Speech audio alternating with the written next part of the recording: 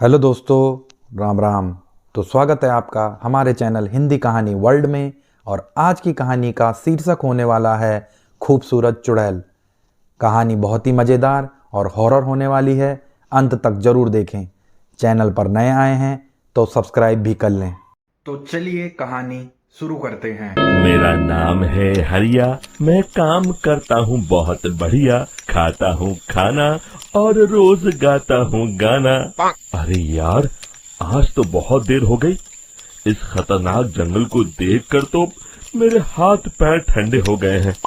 अगर मैं वक्त पर गांव नहीं पहुंचा तो मालिक बहुत नाराज हो जाएंगे। तभी हरिया को एक आवाज सुनाई देती है।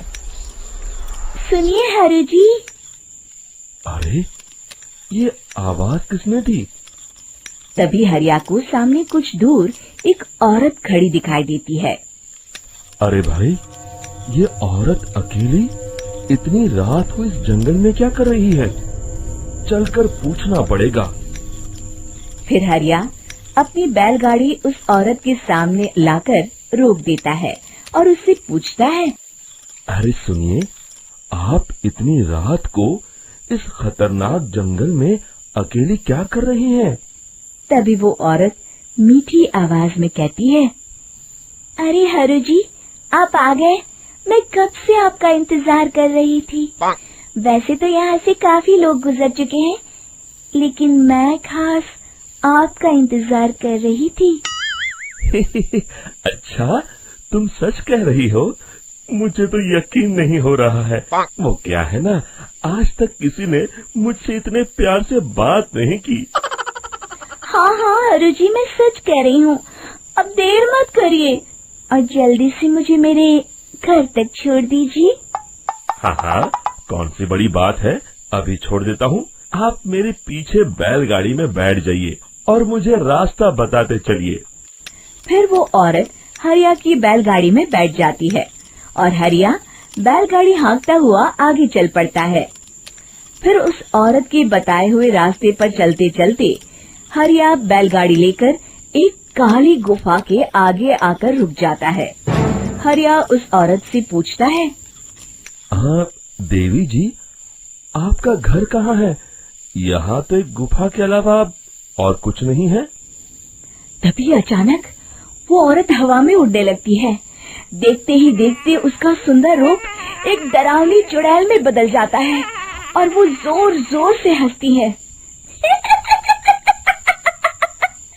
अरे तू तो एक नंबर का बेवकूफ निकला। तू तो बड़ी आसानी से मेरी बातों में आ गया। अरे मर गया रे, ये तो एक चुड़ैल है। हे भगवान बचा ले, ये तो बड़ी डरावनी दिखाई दे रही है।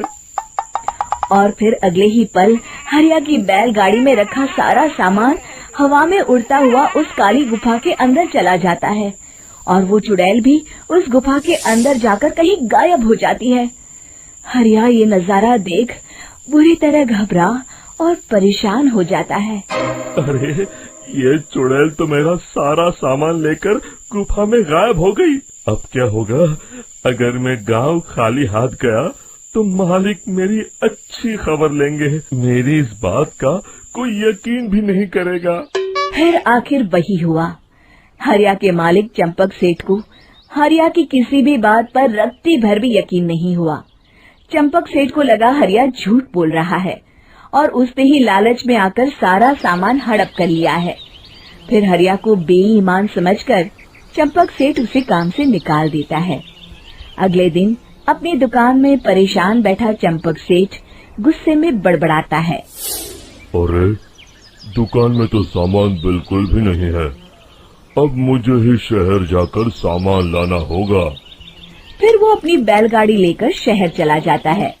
शहर से सामान लेकर जब चंपक सेठ वापस गांव लौट रहा होता है, तभी उसे एक आवाज सुनाई देती है। चंपक जी, ओ चंपक जी। अरे, ये तो कोई मेरा नाम लेकर मुझे पुकार रहा है। फिर उस रास्ते में वही औरत खड़ी दिखाई देती है। फिर क्या था, हरिया की तरह चंपक सेठ भी उस औरत के पास अपनी बैलगाड़ी लेकर जाता है और वो भी उसकी चिकनी चुपड़ी बातों के मोह जाल में फंस जाता है।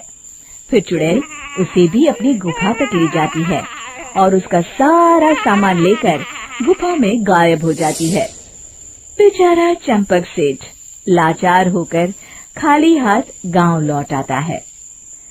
फिर ये उस जंगल में रोज की बात हो जाती है। जो कोई भी शहर से कुछ लेकर गांव की तरफ लौटता, वो चुड़ैल उसे बेवकूफ बनाकर उसका सारा सामान लेकर गुफा में गायब हो जाती। एक दिन हरिया एक लकड़हारे को उसी जंगल की तरफ जाते हुए देखता है।